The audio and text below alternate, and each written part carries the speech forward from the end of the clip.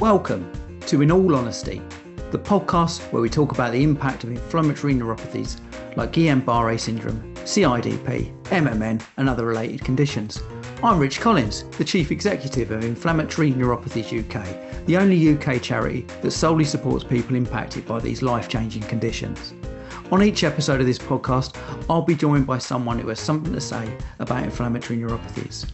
We will have some very honest chats, and I'm sure there's going to be some tears, mainly from me, along with some laughs. If you want to know more about what Inflammatory Neuropathies UK do, then head over to www.inflammatoryneuropathies.uk. Well, welcome everybody. It's Rich here from Inflammatory Neuropathies, and we're here for another podcast episode. And today, I've got an extra special guest, an actual clinician who's got some speciality around inflammatory neuropathies and a real interest. This is Keddie. Who are you? What do you do? So my name's Keddie. I work at Barts, which is mostly for neurology at the Royal London Hospital. I've been a consultant there for about 3 years and I trained there. So that was a good 8 years, including a PhD. So I've just recently been nominated as the neuromuscular lead in the department. And I've also got ties and I do sort of acute liaison neurology service at the Royal London and at Newham Hospital. I've got a particular interest as well in sort of neurohematology, inflammatory neuropathies, which sounds very subspecialist and a little bit weird, which it is. And there's a lot of that going on at Barts, at St. Bart's Hospital, which, if you know, it's a very beautiful place. And I also go and do liaison work over there, particularly for this novel treatment called CAR-T, which you may have heard before, and the complications associated with that. So that's kind of a real little luxury bit of work that I really enjoy doing as well. So yeah, that's me. For us laymen who go, oh, you know, doctors, aren't they? How long did it take you to train to get to where you are now? I always get the dates wrong, but so I graduated in 2009, and it's kind of been since then. I mean, you don't stop really learning up until, you know, and actually, I mean, I think I probably learned more in the last couple of years than I did throughout my entire medical training. So it never stops. But yeah, graduated in Newcastle University in 2009, had a couple of years in Newcastle. I did a teaching job and started off as what we call a foundation doctor, when you're really learning your practical skills. I went to Australia, went and worked in Sydney for a year. I say worked, kind of, you know, had a lot of fun. But I worked in intensive care when I was at work. And then came back, and then I started my specific medical training at the Royal Free Hospital, which is in Hampstead. It's a very beautiful hospital. And that's when I really started getting interested in neurology and started kind of seeing some of my mentors and seeing perhaps that was an area that I was interested in, before then becoming a registrar. And that's a 5-year training program with a PhD then thrown in for a further 3 years. And COVID also obviously hit during that time. So yeah, it's kind of taking up until then. And then I was awarded, like I say, my what's called a locum consultant job. It was almost 3 years ago now, and they've just recently decided they're going to keep me on long term. So it's taken them a bit of time to do that, but that's where we're at. So the answer is flipping forever is how long it's taken you to get to it. Feels like it. And the problem is, it just feels like I'm also just starting. So it's a weird kind of paradigm. Lots of people fall into where they end up, and I guess to an extent, when you get to specialisms, you do, but you don't if you're going that far into training. I mean, you've obviously dedicated on it. What made you want to be a doctor? What made me want to be a doctor? I mean, I can barely remember anymore. It feels that long ago. But I loved science and I loved biology, and I'm also quite chatty, and I think, you know, and I love people, and I think that, you know, my mum in particular probably saw those right attributes in me. Funnily enough, though, I was also quite arty, and I remember, because I'm from Sheffield, I came down and did my work experience in a interior design studio in Clerkenwell, and I absolutely loved it. And my mum used to work at the job centre where they filmed the Full Monty, if you remember that. And mum said, you can't do that. You can't be a graphic designer. They're all signing on. They don't make any money. And obviously in London, they definitely do. But that kind of slightly changed my tracks a little bit. And then, and then I think as I got a bit through my sort of GCSEs and A-levels, I really realised that sort of medicine was something where I could put kind of my skills together, but also get a lot of enjoyment out of the job. And, you know, I think it is a great career. You know, essentially, even though there is a lot of difficult stuff involved and a lot of learning. I do spend most of my days just talking to people, and I still really love that. And I still get struck sometimes by, thinking like, oh, actually, if I take a moment to sit back, this is quite cool. You sat in a neuroradiology meeting and you're looking at scans and you've got all these experts discussing them and stuff. I think, hang on, this is pretty cool. I still really get a buzz out of that.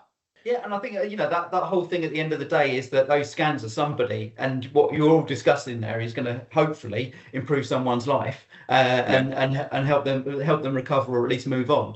I mean, that's a pretty cool thing to be doing, isn't it?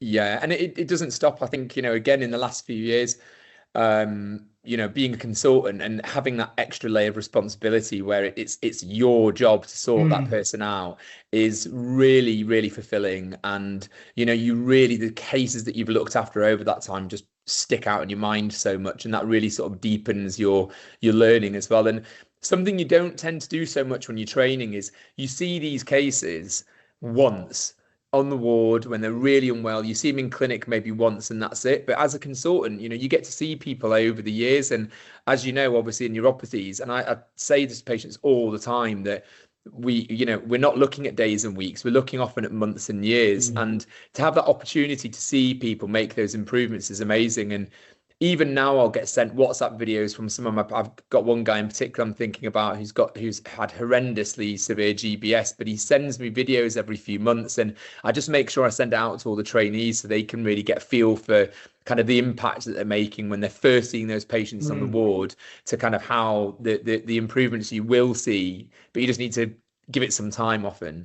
Yeah, I mean, these are really, really tricky conditions, and imagine you don't get a huge amount of training in inflammatory neuropathies during your actual, your main training, your non-specialist training. Yeah. Although I spoke to a couple of guys the other day, and they were saying that they did get quite a bit of training. They use GBS as a test case because you see it quite it stands out. But a lot of our guys will say, well, I went into my local A&E.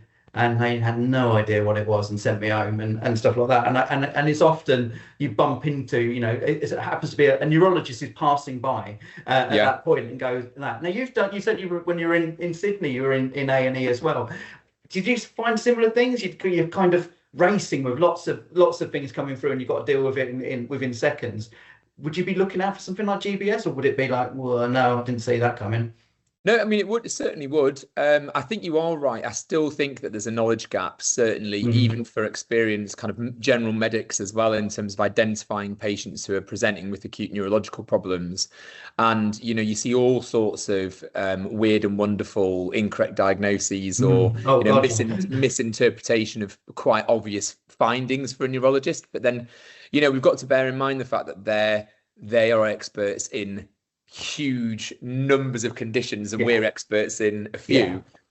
Certainly, in Australia it's very similar. I mean, everything is allowed to walk through and come into the A&E department, but they've got a slightly different setup where they've got a combination of private healthcare and public. So often you see something and you immediately refer to a specialist who comes down and kind of whisks the patient off to their private hospital if that's the case.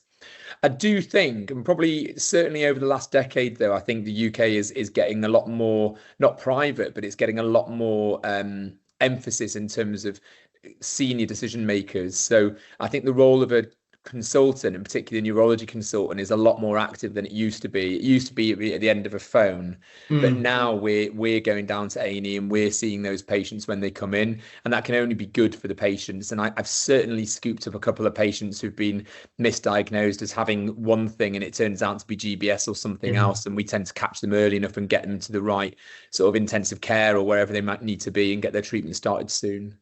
And that's it, isn't it? It's that getting that treatment is that's so vital, and that's the bit that gets missed. Anyway, we're jumping around all over the shop here. Sorry, I'm supposed to be keeping to a kind of script and pulling through, but we're jumping. And so you mentioned earlier about you kind of ended up working with neurologists and going, well, this sounds quite interesting. What was interesting? What pulled you into this rather than, I don't know, going down cardiac or pulmonary or something like that?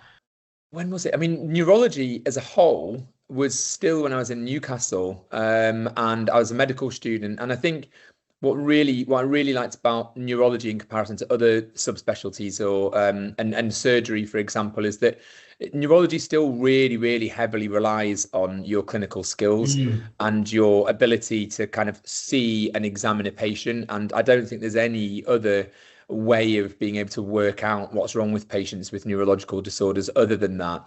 So it really puts your kind of problem solving and your clinical skills and your abilities to the test. There is not a situation where you can do a scan or put a blood test through and it churns out the diagnosis like it may do in some other specialities. And that was something that really interested me, is kind of really, problem solving, trying to understand kind of very complex situations and work them out on your feet. And more time's gone on, I think one of the reasons why I've got into kind of inflammatory neuropathies in particular is because I've always been interested in sort of treatments and making people better. I know obviously we've got loads of different subspecialties in neurology, but particularly for inflammatory neuropathies, for me, it was just seeing people getting better, which really sort of spiked my interest. I mean, it's strange, isn't it? Because we've got, there's 400 odd, different neurological conditions, and we cover 40 different inflammatory neuropathies, most of which, many times I say, most of which I have no idea what they're called, and you probably haven't seen some of them.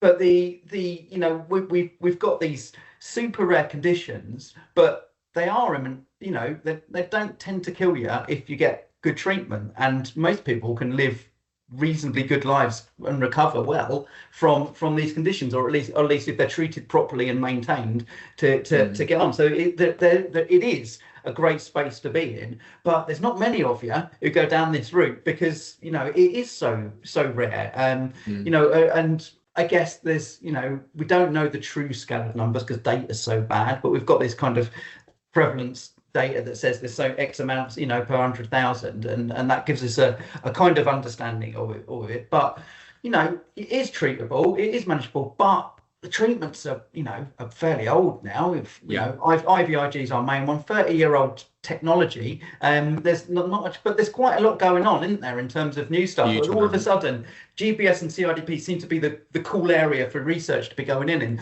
I guess you're involved quite heavily in some of that stuff. Can you tell us a bit about what's happening at the minute? Yep. So you're right. There's been this kind of almost stagnation probably for a good sort of 20 or maybe even more years, as you mentioned. And all of a sudden, we've got all these new therapies that are kind of, knocking on the door of being released. And we don't really know completely whether or not which is the most effective therapy, which one's going to work the best in what situations. And again, I think timing for me is a great time coming in as an advisor where we can kind of really start learning more about those therapies and how they may work, and we're going to learn ourselves as time goes on about whether they're going to take over the conventional therapies. I'm certainly interested in some of those areas. Do you want me to talk about the things I'm doing? So we're involved in, just about to enroll in the clinical trial for a complement inhibitor in patients with CIDP. I must say the preliminary data, which was presented at the PNS by the team, was really compelling. Certainly, in CIDP cases, they're able to show that patients who were already on IVIg seem to do very well, either stabilized or improved. Really interesting in patients who are refractory to treatment, so patients who are getting worse on conventional therapies, there's a really significant improvement on those patients as well, and that's really spiked interest in a number of peripheral nerve, in the peripheral nerve community. So we're just in the process. I think I'm hopefully going to be signed up, and we're going to start that trial just around the new year. That's exciting. Yeah, so we'll be taking patients if they're interested. They can get in contact with me or my team, and we can hopefully consider whether or not they might be able to be enrolled. I'm also looking at hopefully getting other sites also signed up to that as well, because I think the more sites, the more likely we're going to be able to enroll more patients. And then, as you know, there's other therapies like the FcRn inhibitors, which are a little bit further along the field. They're in the process, I think, at the moment, of going through NICE to see whether that will be approved. And again, I don't really think we know the ins and outs and the full potential of that medication and how we're going to use it. And there's a lot of talk within the community about, when and in what situations we're going to be using those therapies. But then we've got all sorts of other therapies as well. And we recently published a paper in JNMP about novel therapies in inflammatory neuropathies, specifically in CIDP. But there's things like CAR-T treatment, which has been now performed in a handful of patients, particularly in Germany, and their results look incredible, although there's reasonably high risk. But I think those drugs will certainly improve as time goes on. There's other things like stem cell transplants, B-cell therapies, there's all sorts. So it's a really, really interesting and evolving field at the moment. I mean, it's proper exciting times, isn't it? I mean, I'm taking full credit because I've only been here for 2 years, and it all seems to be kicking off now. So that must be it. I presume it is. It's the only reason. It's what a time to be involved. I mean, but even more importantly, if you're a patient, hope on the horizon. And like you say, for those who IVIg works for, or SCIG,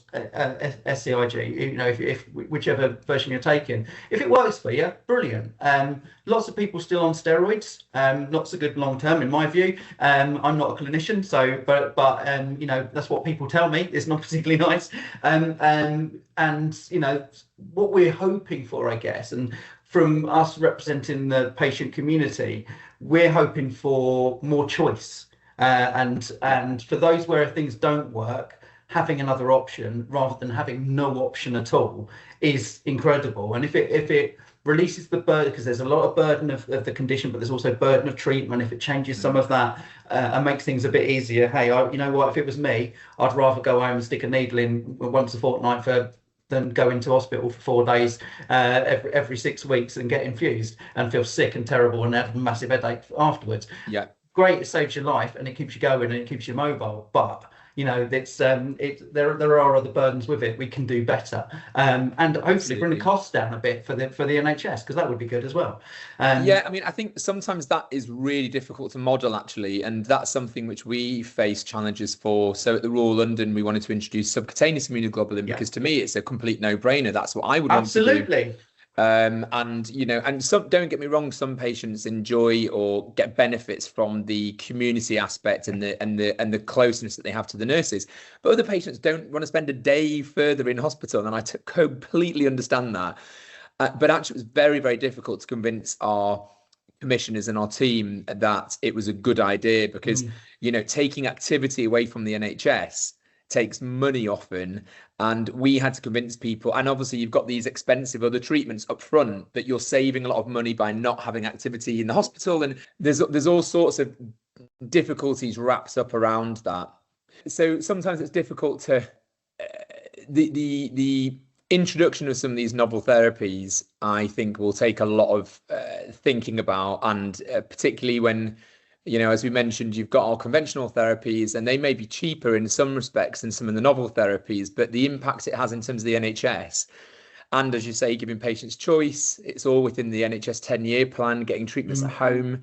Absolutely. So, a lot of this work takes, it's not just medication up front, it's the kind of financial impact it has, and the fact that, ideally what we're looking for is, for me, what I'm looking for is trying to get patients who are disabled from their CIDP into a position where they can go back to work and they can have a fulfilling life and a fulfilling family, and their treatment doesn't burden them, and they can carry on looking after their children and do all those things that I value. And maybe it costs a bit more money up front, but actually in the long run, if you've got somebody at home who can go back to work, the financial implications that has in terms of society is completely different. But it's quite hard sometimes to add that up.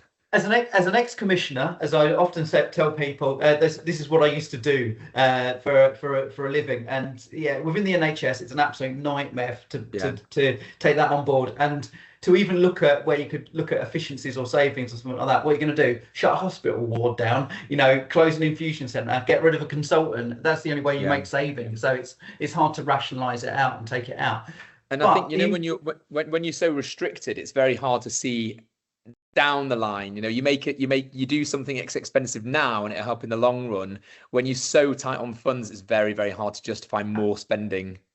But the thing around subcutaneous has been a really interesting discussion, because we've had quite a lot of talk about it actually internationally recently around amongst patient groups. And what we see is the take up of subcutaneous in other places is really high. But not so much in the UK. We've got some hotspots, and it tends to be driven by a clinician who's very passionate about it and manages to get it through, like you're doing.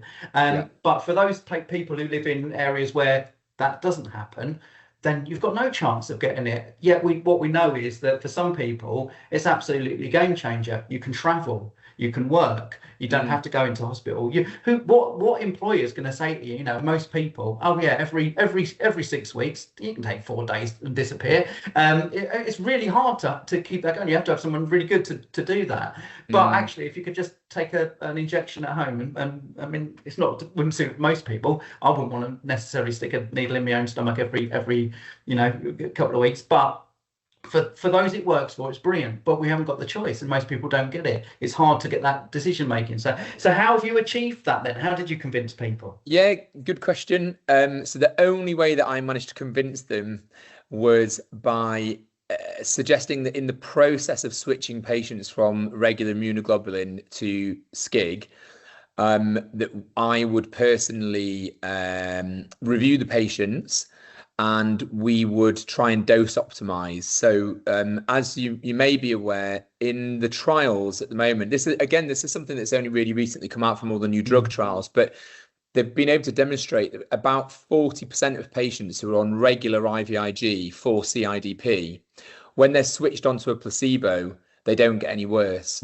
So we know that probably in most neuromuscular departments, there's about 40% of patients on regular treatment who probably don't even really need to be on it anymore, or certainly their dose could be reduced and they may not have any dose fluctuations. So I brought that and said, look, we've got that in mind. So what I'm going to try and do from now on is regularly review the patients on an annual basis and make sure that, first of all, they need to be on IVIg, and second of all, get them on the lowest effective dose. And that helps patients as well, because it means they're in the infusion suite for less days if they're on a lower dose. But in order to do that, you do need to have somebody who's really keen, and often you do need an infrastructure with an IVIg nurse, which we don't have. But we've got a good daycare unit, and we can do it that way around. And when I started showing them the figures that might save, then we said, right, in order to do that, but what we will be doing is introducing a novel treatment, which may have associated costs with it, but it brings patient choice. And I think that when, the numbers were a bit more equal, they were more than happy to kind of facilitate it. But they weren't happy. I don't think most places are happy to introduce a new treatment, which may take activity off the daycare unit and may cost more money. I think that's more difficult to convince people. It's tricky. It really is tricky, isn't it? Here's another one, tricky one, which is kind of related. You just kind of mentioned the fact that most people on IVIg, some people on IVIg may be receiving either too much or not need it anymore. How do you safely manage that transition down or away without someone relapsing, or the danger of relapsing? Because that's what everyone's absolutely terrified of. We've done social research that says the biggest fear for people with CIDP is it relapsing, and for GBS it coming back. So how do you manage that, both that anxiety and the actual risk of a relapse, if you're looking at either reduction or this horrible expression which I keep hearing at the minute, treatment holiday, to get you off it? Tough question, sorry, but how do you manage that? I think there's loads of things. We were discussing this with a number of peripheral nerve consultants just last week. I mean, firstly, I think my feeling is that all these patients need to be under a neuromuscular specialist, because I think that the dose optimization, outcome measures, regular reviews are probably not happening in a general neurology clinic, because people just fundamentally do not have time. I mean, neuromuscular consultants don't have time, but we're interested. So one would be that. I think the other thing is, speaking to patients up front at the beginning and letting them know that this is essentially how, IVIg and how CIDP is managed, so they're kind of aware of it rather than springing it on people down the line. Because, trying to make somebody change behavior, which they've been doing for the last 15 years, is very difficult. And I do appreciate that. I think having a reason for doing it as well is important. So, like I say, in my view, it's saying, well, we can probably switch you over to subcutaneous immunoglobulins, but in order to do so, I need to know what the best dose is for you. And I think people are more keen and understanding that we're doing it for a reason. And then lastly, it's about having really good infrastructure, and it's about being able to, I don't think it's a good idea doing it to your most vulnerable patients who have no setup. You have to do it to people who have a means of being able to recognize when things are changing, contact you, and have the confidence that you can see them very quickly.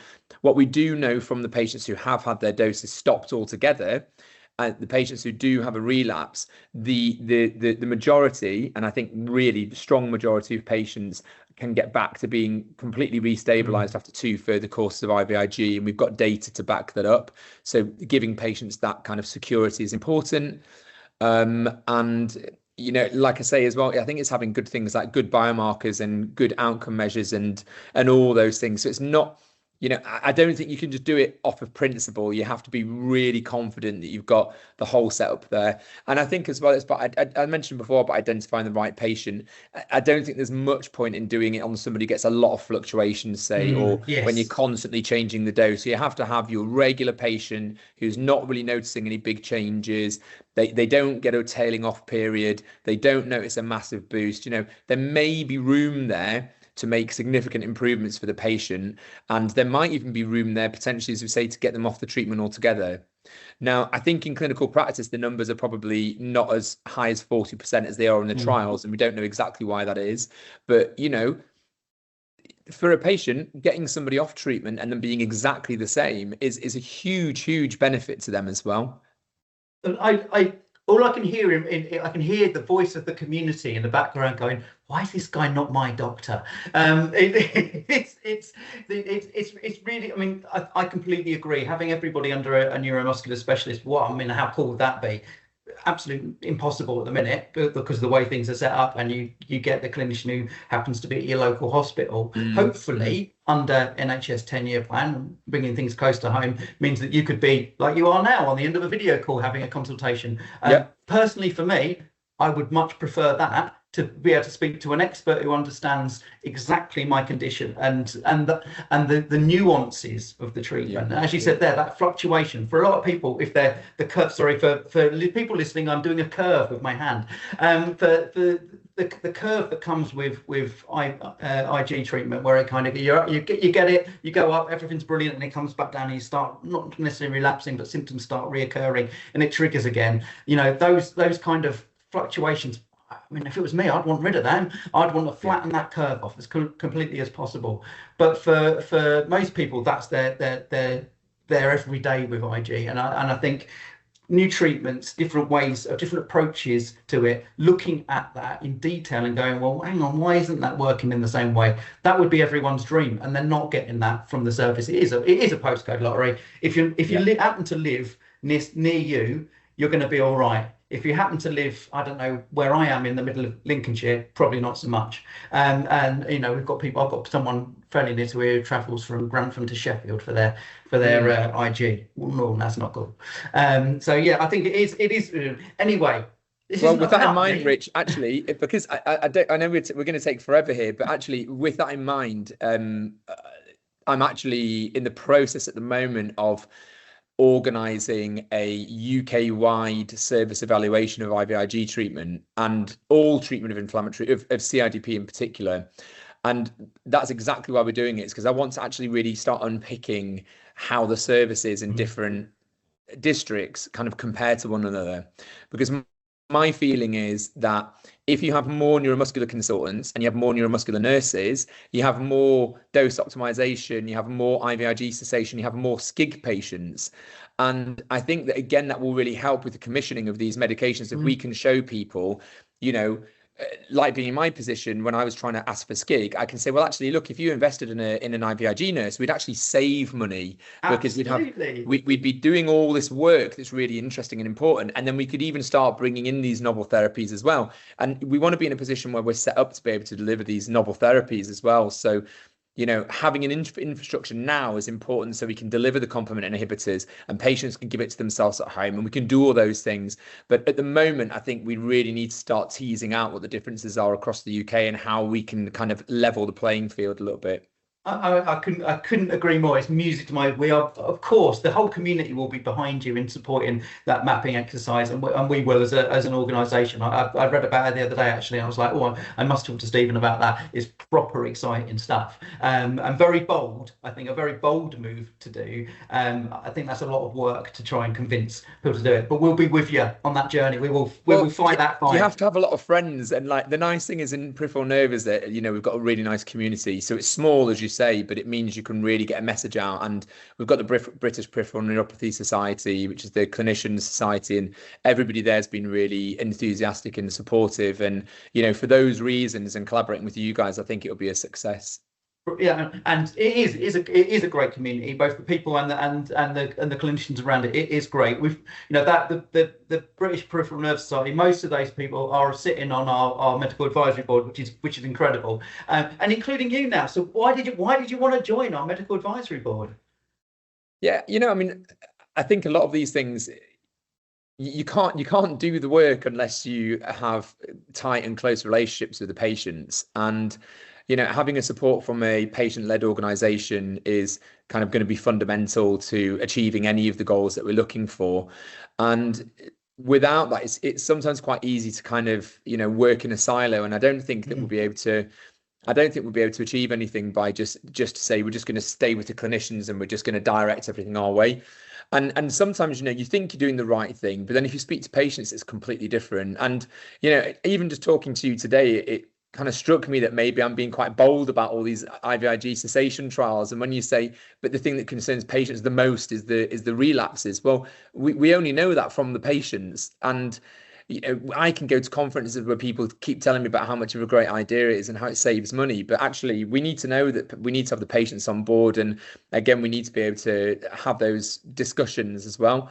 So that was why, I kind of thought it'd be really useful to have that first discussion with you, and thinking about, if I'm going to start doing projects and we're going to start doing things across the UK, well, we need another collaborative network to have the patients there along every sort of step of the journey.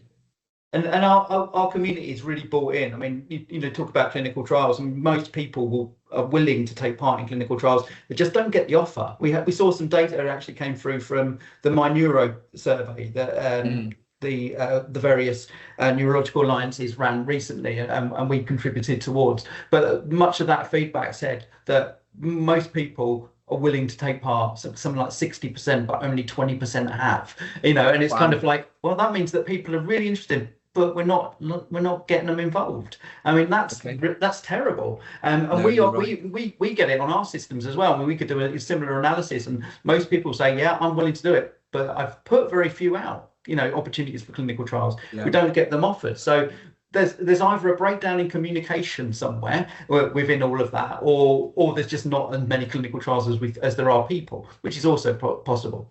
So I think there is a lot more work we need to do in terms of bringing everything together and matching people up. You've got your guys who you're seeing, your patients, and that's your close thing. But we've got national networks of people, and I know my biggest challenge is reach and engagement.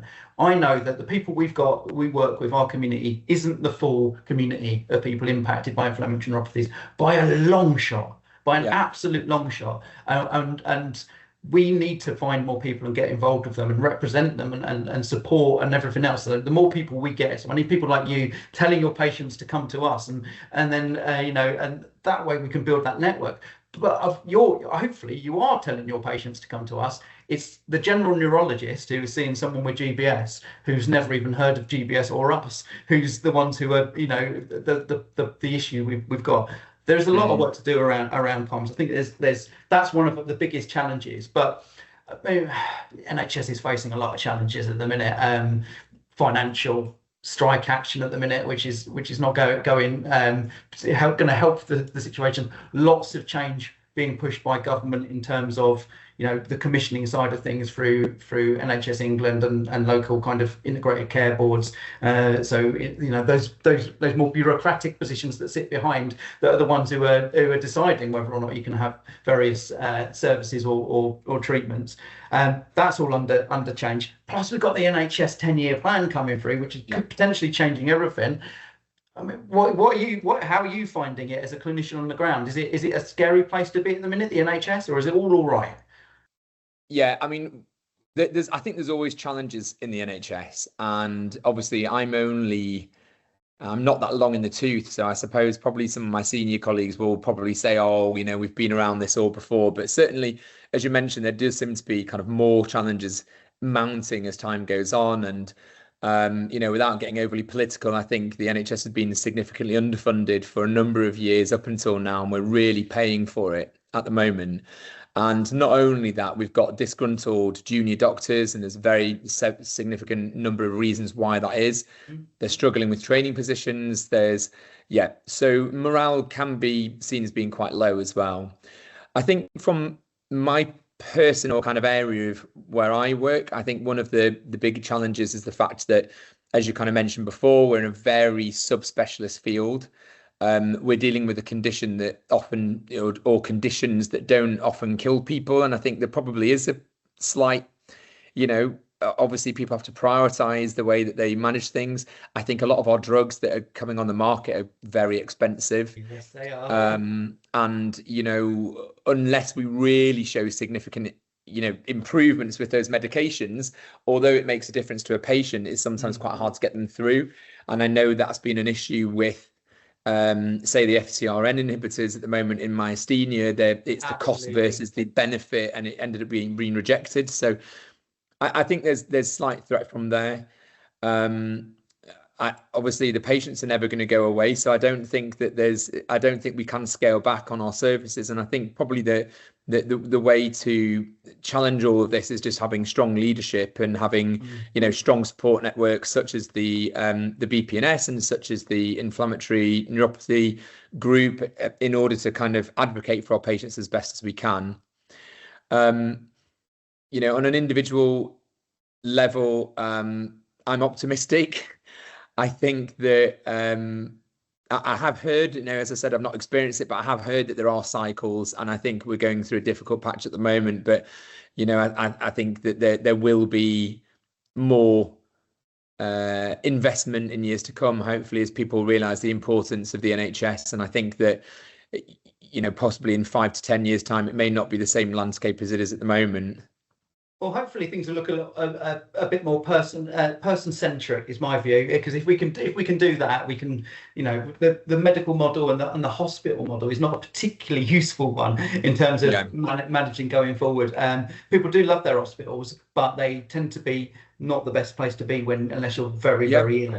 And finding better ways to manage demand and thing, I think is the way forward. And hopefully the 10-year plan will address that. I think it will take longer than 10 years, but I think it's an exciting time to be involved. But it's not so much if you're a patient with a condition right now who's looking for things. So what are the biggest challenges you're seeing from your patients at the minute? What are the issues? So, I kind of, just wanted to echo a lot of what you were saying there. And it goes back to that kind of idea of having leaders and people who are interested and willing. And I think all these times, you just got to, particularly actually sometimes when times are quite hard, you need to take it on as a challenge and use it in some respects to your advantage. So, you're always going to be told no in the NHS first time around. And, a bit like I say, trying to introduce something like SCIG, it's probably not going to go in one direction. And you need to kind of, everything will, your journey is going to be kind of more like this than it is like this. And it's about, using some, again, problem solving and sometimes thinking outside the box. And maybe your ideal way of something working is not the way in reality it's going to happen. But, you've got to see those as challenges, and we've got to just carry on pushing and advocating for our patients. And I think ultimately everybody is working towards, the goal of improving patient care. So we need to bear that in mind. I think at the moment for us, I work in an incredibly diverse area of East London, where we've got some of the most sort of poor communities and diverse communities in the UK. You know, in Newham, the borough that I work in, it's got, I think, the second highest rate of TB outside of sort of in the Western world. We've got people living in multiple occupancy houses. We've got incredibly difficult living situations. The vast majority of the patients don't speak English as their first language. You know, so trying to explain something like a paraprotein or GBS or something can be really challenging. Yeah. And I think my concern is kind of the patients who perhaps you don't hear about so often. And, you know, the worry that we don't have the greatest hold of those patients and they struggle to advocate for themselves. And there's a number of times where you may recommend something and you find out 6 months later that in fact it all fell apart because the drug didn't go to plan, they didn't get it delivered, they've moved address, they've gone to a different borough, you know, all these complexities. And that is a real challenge. The solution to that at the moment, I think, is really difficult.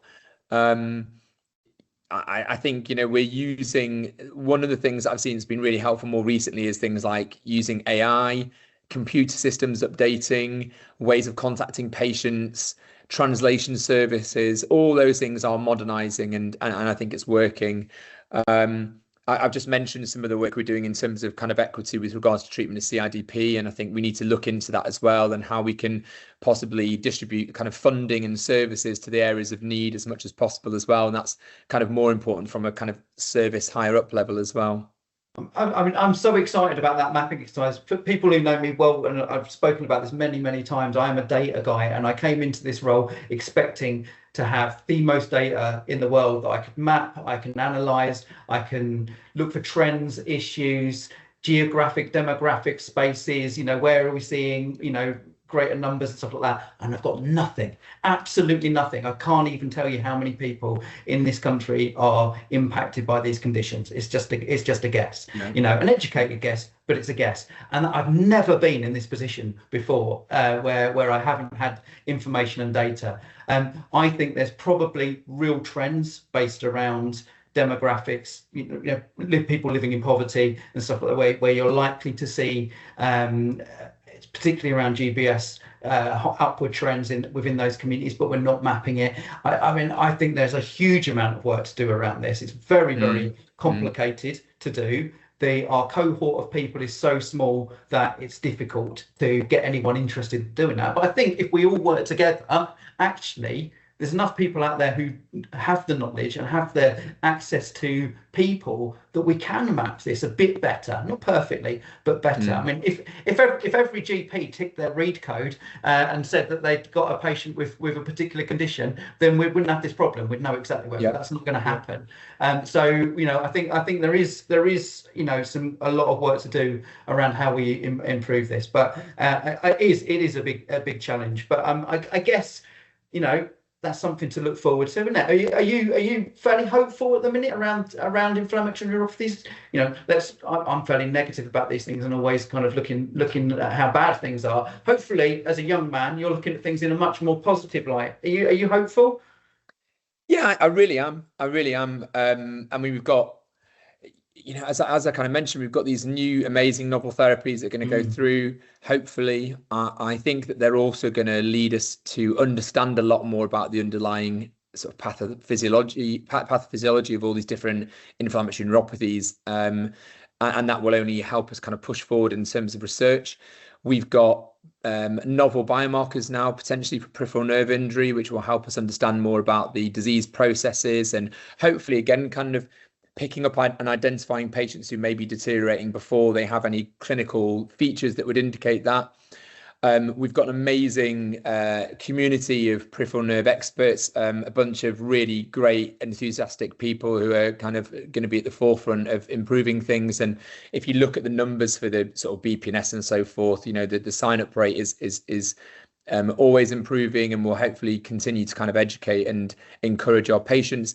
I think technology, you know, you did mention that if the GPs just had the diagnosis, we could find that. I mean, that will improve definitely over the next 5 to 10 years. And we're already implementing in our hospital sort of AI letter making, and it's going to improve the way that we code, and it's going to improve the way that we record patients, and then we can reach out to them. So there are loads of things that are really in the pipeline at the moment that I think ultimately will hopefully start coming together, and we'll see the benefits of that in sort of 5, maybe 10 years. Do you know what makes me hopeful, Stephen? It's people like you being in this business. It's really, really heartwarming to hear. I know that our community are going to hopefully listen to this and love it, hearing that there's someone who's passionate, because passion goes a long way in this game, who's passionate, who's knowledgeable, who's dedicated to supporting them and their journey. And I think they, not just your patients, but the whole community around the UK will be so thrilled to hear that you're out there doing this kind of work, along with a lot of others as well. I won't push your ego too much. Then it'll start competing with mine, which is never allowed. But I think it's incredible, and I'm very conscious of time. You're a very busy man. I could talk to you forever, but I will let you go. Stephen, it's been an absolute pleasure. How can people follow you? What's the best way of keeping in touch and seeing what you're up to? I must say I'm worse now than I used to be at that. I do have a Twitter or X handle. It's Stephen Keddie, so Stephen with a PH. Keddie is my name on there. And we were just talking before, my LinkedIn account says that I'm still a Foundation 2 doctor working in Northumbria, which was about 10, maybe 15 years ago. So I will endeavour to update that, and people can hopefully contact me through there. We're also updating our Royal London Hospital, Bart's website, with our details about where you might be able to find out information for clinical trial enrolment as well. So yeah, all those places. And I think really we need to talk a bit more about involving patients and all these kind of interesting and exciting opportunities to come. And I'd be happy to come along again, maybe in a few years' time. We can update things and let people know how we're getting on. Brilliant. And maybe we'll get you to one of our big get-togethers, hopefully in Bristol this year, later in the year. Well, maybe we'll try and get you down for that, so you can give a talk to everyone and everyone can meet you, because that'd be amazing. Stephen, it's been an absolute pleasure. Thank you so much for your time today. I really do appreciate it. Take care, Thank you, Rich. Thanks, everyone. Cheers. You've just listened to an episode of In All Honesty, a podcast made by Inflammatory Neuropathies UK. It was presented by me, Rich Collins, and was produced by Chris Morton. To find out about what we're up to at Inflammatory Neuropathies UK, head over to www.inflammatoryneuropathies.uk or check out our socials at InflamNeuro UK. That's at INFLAMNEURO